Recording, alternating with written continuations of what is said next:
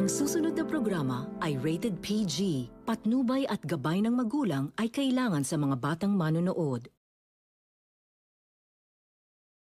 Mas malaking aksyon, mas malawak na pag-aantabay sa bayan. Ito ang RBN Integrated News and Current Affairs.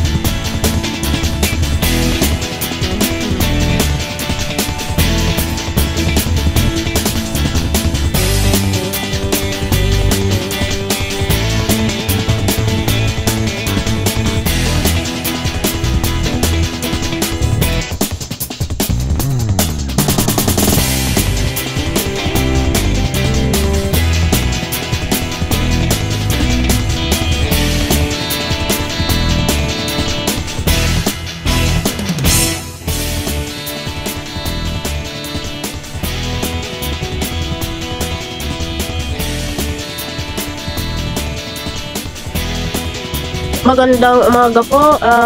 Ngayon po ay araw ng Biyernes po ngayon, August 2, 2024. I hope na kayo ay nag-almusal na at nandyan na ang mga ratsada ng mga balita.